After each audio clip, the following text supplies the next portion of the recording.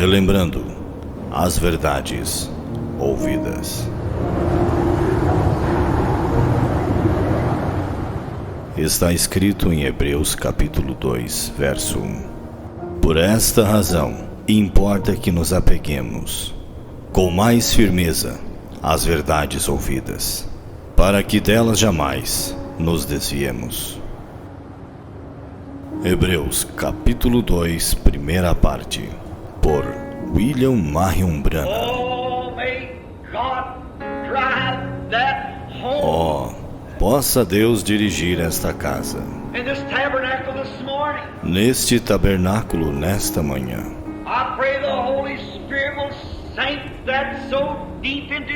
Eu oro para que o Espírito Santo grave isto profundamente em nossos corações.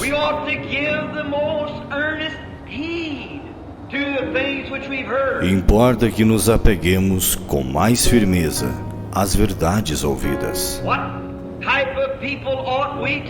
Que tipo de pessoas devemos ser? Quando vemos o grande Jeová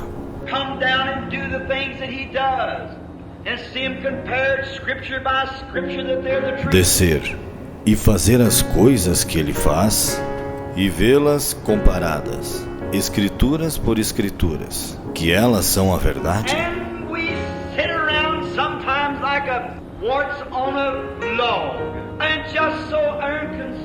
E estamos assentados às vezes como um parasita em um toco, e tão indiferentes.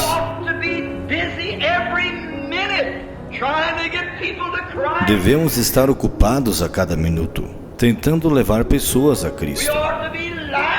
Devemos ser rochas vivas.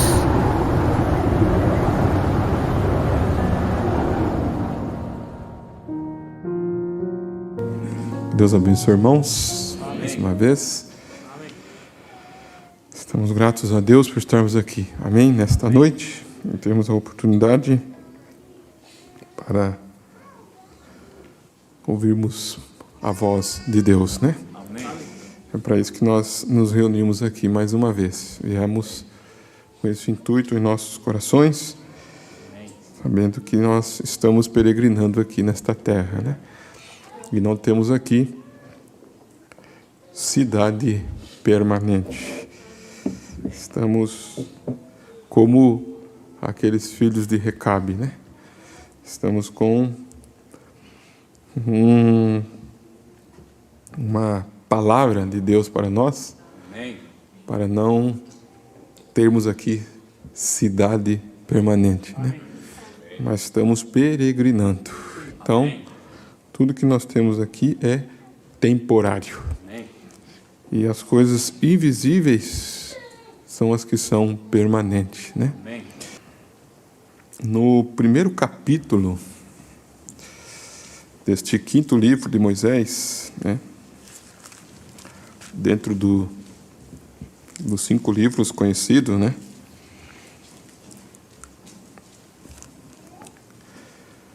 No primeiro capítulo nós encontramos assim: estas são as palavras que Moisés falou a todo o Israel, além do Jordão, no deserto, na planície defronte do Mar Vermelho, entre Parã e Tofel, e Labã e Azerote e de Zaabe. Ele disse assim, né? As palavras que Moisés falou: 11 jornadas há desde Horebe, caminho do monte Seir, até Cades Barneia. Sucedeu que no ano 40º do mês 11º, no primeiro dia do mês, Moisés falou aos filhos de Israel conforme a tudo o que o Senhor lhe mandara acerca deles. Depois que feriu a Sion, rei dos amorreus, que habitava em Esbom, e a Og, rei de Bazã, que habitava em Astarote, em Edrei, além do Jordão, na terra de Moabe. Começou Moisés a declarar esta lei, dizendo: o Senhor nosso Deus nos falou em Horebe, dizendo: Asas vos havei demorado neste monte. Asas vos haveis demorado neste monte. Voltai-vos e partir, e ide à montanha dos amorreus, e a todos os seus vizinhos, a planície, e a montanha, e ao vale, e ao sul, e à margem do mar, e à terra dos cananeus, e ao Líbano, e até o grande rio, o rio Eufrates. Eis que tenho posto esta terra diante de vós, entrai e possuí a terra que o Senhor jurou a vossos pais, Abraão, Isaque e Jacó, que a daria a eles e a sua descendência depois deles. E no mesmo tempo eu vos falei, dizendo: eu sozinho não poderei levar-vos. O Senhor vosso Deus já vos tem multiplicado. Eis que, em multidão, sois hoje como as estrelas do céu. O Senhor Deus de vossos pais vos aumente ainda 1000 vezes mais do que sois, e vos abençoe, como vos tenho falado. Como suportaria eu sozinho os vossos fardos e as vossas cargas e as vossas contendas? Tomai-vos, homens sábios e entendidos, experimentado entre as vossas tribos, para que os ponha por chefes sobre vós. Então vós me respondestes e disseste: bom é fazer o que tens falado. Tomei, pois, os chefes de vossas tribos, homens sábios e experimentados, e os tenho posto por cabeça sobre vós, por capitães de milhares, por capitães de 100, por capitães de 50, por capitães de 10 e por governadores das vossas tribos. E no mesmo tempo mandei-vos juízos, dizendo: ouvi a causa entre vossos irmãos e julgai justamente entre o homem e seu irmão e entre o estrangeiro que está com ele. Não discriminais as pessoas em juízo, não discriminarei as pessoas em juízo. Ouvireis assim o pequeno como o grande, não temereis a face de ninguém, porque o juízo é de Deus. Porém, a causa que vos for difícil, fareis vir a mim, e eu a ouvirei. Assim, naquele tempo, vos ordenei todas as coisas que haveis de fazer. Então partimos de Horebe e caminhamos por todo aquele grande e tremendo deserto que viste, pelo caminho das montanhas dos amorreus, como o Senhor nosso Deus ordenara, e chegamos a Cádiz Barneia. Vamos orar. Pai Celestial, em nome do Senhor Jesus Cristo, aqui estamos mais uma vez nesta noite. Estamos agradecidos ao Senhor, Pai. Sempre que nos aproximamos, sempre que viemos ao culto, nós viemos com o motivo e objetivo de adorar ao Senhor. Nosso coração rendido a Ti. Pedimos mais uma vez que o Teu Espírito Vivificador tome o controle e assim possamos nos alimentar de Tua palavra, que é o pão espiritual para as nossas almas, em nome de Jesus Cristo. Amém. Amém. Podeis assentar, irmãos? Eu quero, irmãos, falar deste assunto que começou uma pequena meditação e me lembro que eu estava ali em Assis, meditando para o culto, e como eu disse no culto passado, nós sempre estamos em oração, buscando, ouvindo, estudando, meditando e buscando o alimento espiritual, para que possamos saber qual é a vontade perfeita de Deus nessa hora que estamos vivendo. E quando eu estava meditando, quero contar para a igreja, para os irmãos, e quando eu estava lendo esta mensagem, tempo de união e o sinal, tempo de unidade, tempo de união e o sinal, e vendo o profeta falar aqui, sobre este tempo de união. Estamos vivendo na última era da igreja, como nós sabemos. Eu estava hoje no centro da cidade, conversando com alguém, e ele disse para mim assim: as pessoas falam que o mundo vai terminar, o mundo termina para quem morre. As pessoas falam: Jesus está voltando, Jesus volta para quem morreu, para quem... Então, eu estava pensando nisso, que ainda, né? Ou tem, como disse o apóstolo São Pedro, falando sobre a vinda do Senhor, ele disse que haveria pessoas escarnecedores que diriam: está tudo igual. E quando você encontra com uma pessoa assim, que fala dessa forma, né? Você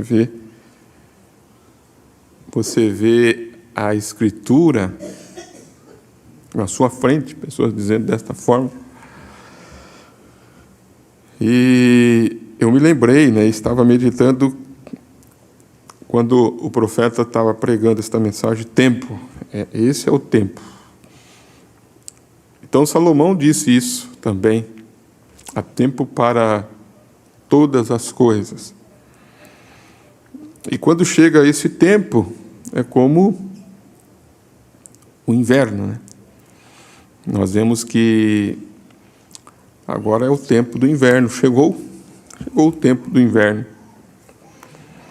E o tempo do inverno é o tempo em que a terra ela se afasta do sol. E numa região ela está mais próxima do sol, como lá na América do Norte, né?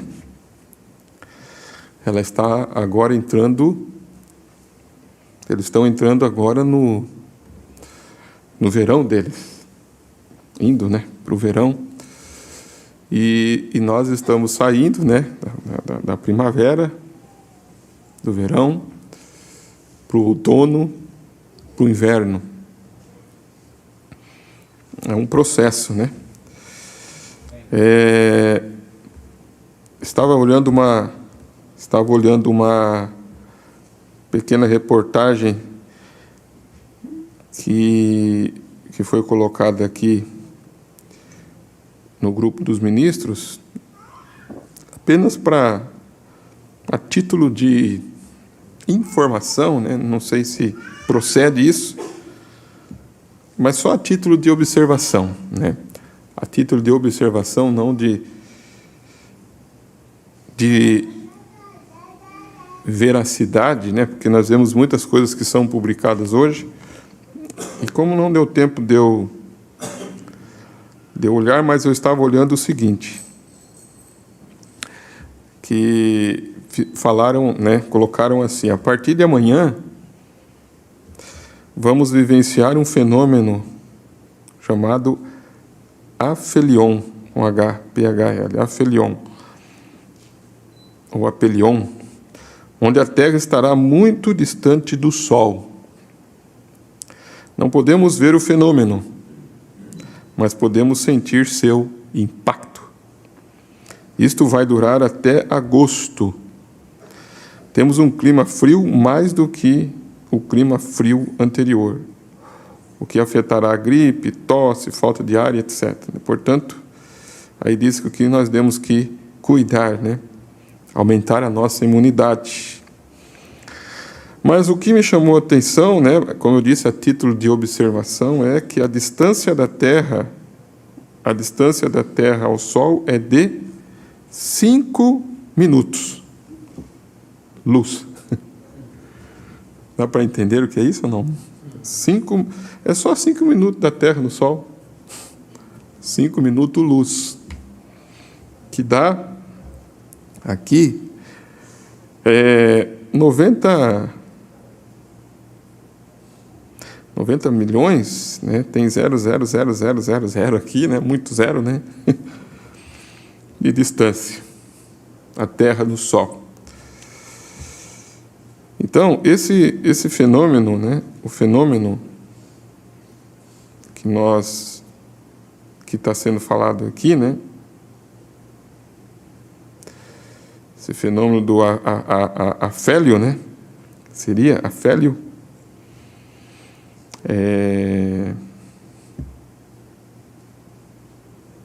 disse que é 152 bilhões de quilômetros. Então, como eu disse, eu não estava olhando tanto a título de ser real ou não. Não estou olhando. Vocês entendem o que quer dizer, né? Mas o que me chamou a atenção é que realmente o inverno é isso mesmo, é a Terra, o Sol se afastando da Terra. E a Terra, como eu disse aqui, né? Por um lado agora já vai ficar calor, por outro lado já vai ficar frio e assim sucessivamente. E o que me chamou a atenção nisso é que é o tempo, né? Esse é o tempo. Esse é o tempo. E a natureza, nós sabemos que a natureza se prepara para isso, para esse tempo. Nós olhamos a abelha, como nós falamos, toda a natureza se prepara para isso. A árvore se prepara, como nós falamos. A formiga, né, que citou Salomão, né? Salomão citou a formiga, né? Preguiçoso vai ter com a formiga. E uma das características da formiga é o quê? É que ela trabalha para quê, né? Ela armazena para comer no inverno, né? É isso? Vocês estão compreendendo? É um beabá aqui, né? Mas olha o conteúdo que tem, porque o profeta contava estas coisas e tinha uma lição por detrás disso. E Salomão citou isso, dizendo: preguiçoso vai ter com quem? Vai ter com a formiga. Não foi isso que Salomão citou? O que é ter com a formiga? É você olhar como que faz a formiga, como que ela trabalha. Como que a formiga trabalha? Mas Salomão citou isso aí. Vai ter com a formiga, ó preguiçoso. E olha para quê? E olha para os seus caminhos e ser sábio. Então, o sábio Salomão falou para você olhar para quem? Vai ter com a formiga, ó preguiçoso. Vai ter com ela. E olha o quê? E olha para os seus caminhos. E se nós olharmos para o caminho das formigas, como que nós podemos tirar isso? Porque eles têm uma lei. E então se Salomão, né, um dos homens mais sábios, disse para olhar, para ter com a formiga, o que a formiga faz quando é o tempo do verão? O que ela faz, irmãos? E por quê? Porque ela sabe que vai vir o tempo do inverno, vai vir este tempo. E quando chega o tempo do inverno, o que ela tem? Ela tem algo armazenado. E aí o gafanhoto, né, o grilo, né? A cigarra, né? A cigarra cantando lá. E depois vai congelar lá. Aí você fala, mas é uma historinha mais... Tem um fundamento nisso. É como Jesus citou a construção da sua casa sobre a rocha e sobre a areia. Tem um fundamento nisso. Mas uma das coisas que eu quero colocar é que quando chega o tempo, vocês estão entendendo? Quando chega o tempo, ela sabe que vai chegar o tempo. Entendendo? Ela sabe que vai chegar o tempo. É exatamente como a goteira da casa, né? Só vai olhar a goteira quando chove. Só quando chove. Ah, tem uma goteira aí, preciso arrumar. Aí no outro dia sai o sol, esquece a goteira. Sai o sol e já interte aqui, vai daqui, vai dali. Aí quando chove, começa tudo, começa a vazar ali. Tem que arrumar essa goteira, e assim vai. Aí chega o tempo. Chega o tempo. E o profeta estava falando desse tempo. Então o tempo chegou, vocês entenderam? Mas o tempo chegou. Quem que está preparando? Quem que está preparado? O tempo chegou. Que tempo que chegou agora? Qual que é o tempo que nós estamos vivendo? Ele está dizendo, é um tempo de união. É isso aqui. Agora é o tempo de união. Então ele cita algumas coisas aqui. Então ele cita a natureza e ele cita aqui, né, as abelhas, os patos, os gansos, os peixes, como ele cita aqui o salmão. E aí ele disse, por que eles fazem isso? Porque tem uma lei. Tem uma lei. E essa lei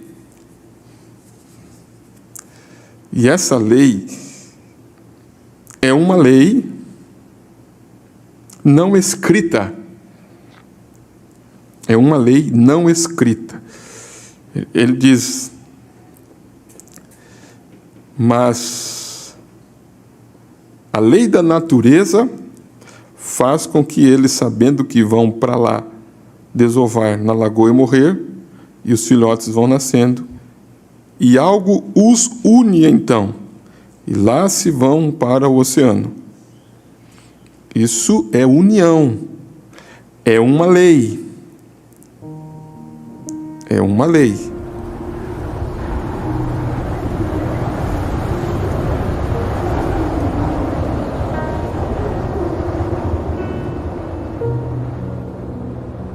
Relembrando as verdades ouvidas.